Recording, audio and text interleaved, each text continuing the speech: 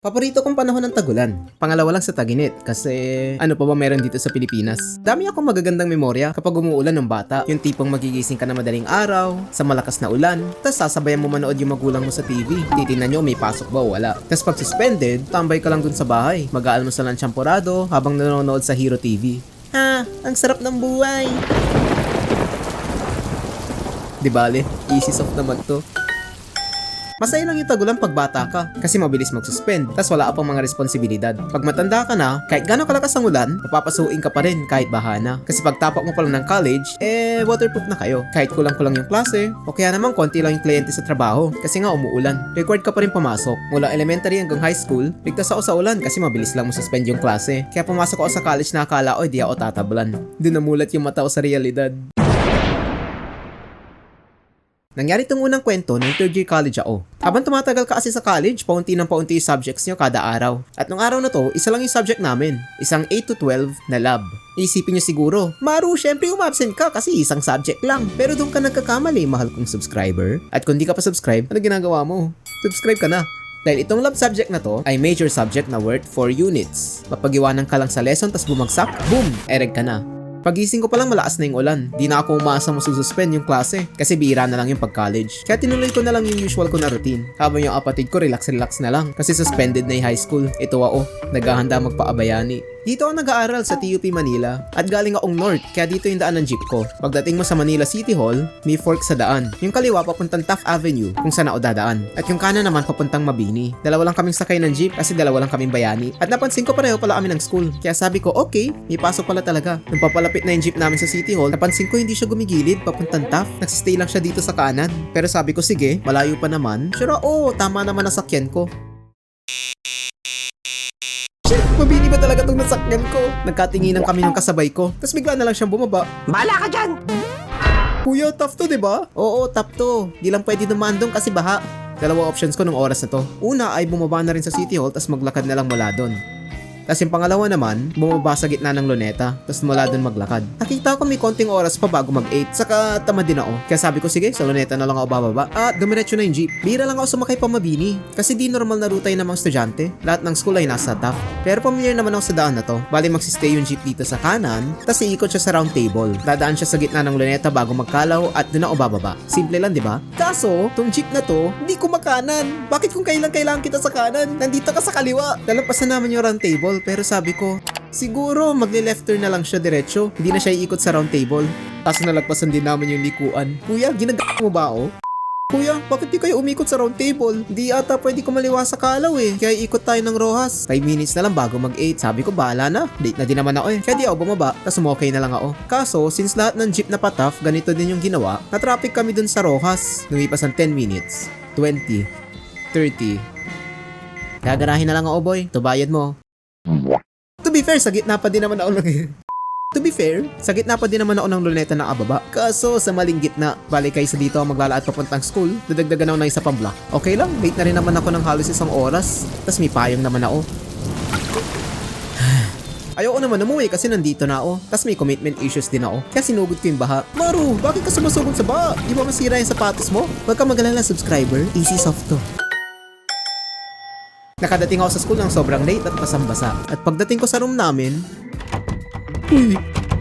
iniisip ko, baka ibang room ginamit nila. Kaya nagtingin-tingin muna ako sa mga ibang classroom. Kaso mga ibang course ko magamit. Hanggang may prof na lang na nakakita sa akin. Oh, Maru, basang-basa ka. Opo, late na po kasi ako sa klase ni Ma'am Cheryl. Hindi daw papasok si Ma'am Cheryl ngayon kasi basa kanila eh. Hindi ko na inantay tumila yung ulan at sumugod ulit ako sa baha. Kasi easy soft naman yung sapatos ko.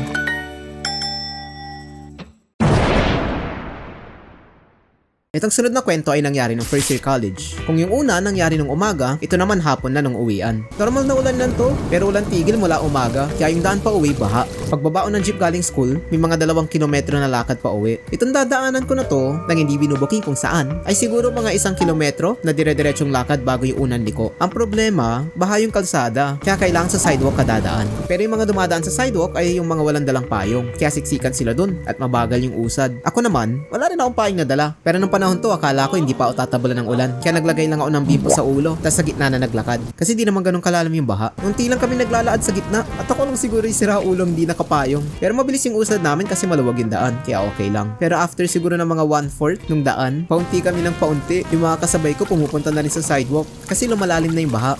Susunod na rin sana ako gumilid, kaso may naitao. Dun sa sidewalk, naglalaad papunta sa parehong direksyon yung isa kong kaklase. Bahala ka dyan! Si Roland. Wala akong kaklose nung panahon na to, kaya ayoko may pag-small talk kung magkita man kami dun sa gilid. At pwede naman kaming hindi lang magpansinan, pero alam namin isa't isa nandun. Ang awkward kaya nun, kaya kaysa maging awkward, mas pinili ko na lang saburin yung baha. Nalubog na rin naman yung sapatos ko, tas basa-basa yung medyas. Kaya nag-commit na lang ako. At saka yung sapatos ko, Isis de joke. Hindi ko pa alam yung Isis of nito, kaya legit na leather shoes tong gamit ko.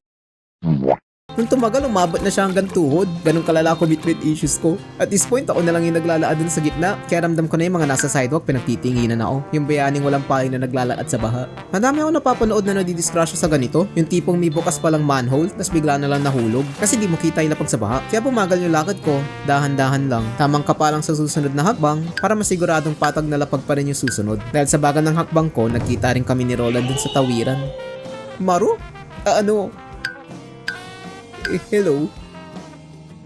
Tapos nauna na ako sa kanya. Bali sa uli, sinira ko lang yung sapatos ko, tapos nagkita rin pala kami. Ayos, diba? Nung sumunod na araw, sa lecture, nilapitan ako ni Roland kasama yung mga kaibigan niya. Uy, Maru, sorry kahapon di kita nakatian ng payong. Okay lang. Naintindihan ko naman. Naintindihan ko na hindi tayo close. Tas ayaw mo rin maging awkward. Pares lang naman tayo ng gusto, di ba? Kaya bakit ka pa nagsasorry? Nakakahiya. Yung ibig ko sabihin. Kaso pagtingin ko sa kanila, nagulat sila. Para bang na-offend. Bali parang patama pala yung dating dun sa kanila. Kaso naiya ako magpaliwanag kaya hinayaan ko na lang.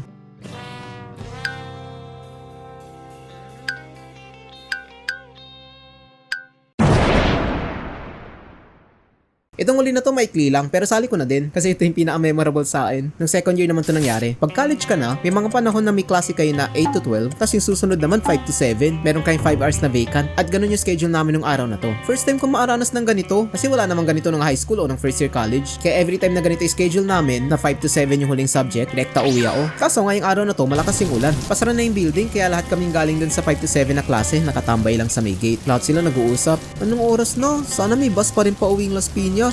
Paano ako uwing Cavite nito? Tara, sa amin ka na lang matulog. Diyan lang ako sa likod ng SM Naririnig ko sila nag-aalala na. Kasi Thursday pa lang yun. Tas may klase pa kami kinabukasan. Ako, isang jeep lang ako tas konting lakad. Kaya naisipan ko magbida-bida. Uwing-uwi na din naman ako. Naglakad ako papunta sa harap ng gate. Tas bigla sila nagsitahimik. Siguro iniisip nila, gagawin niya ba talaga? Sinilip ko yung labas kung may bahaba. Sakto lang, kaya binuksan ko yung payong ko. Tas sa malayo narinig ko, "Oy, si Boss! Na para bang katapusan ko na. Tapos lumabas ako. Wala pa ako dun sa kanto sa mesa, kaya basang-basa na yung pantalon ko sa lakas ng hangin. Nakauwi ako basang-basa. Pero okay pa din yung sapatos ko dahil naka-easy soft na ako nito.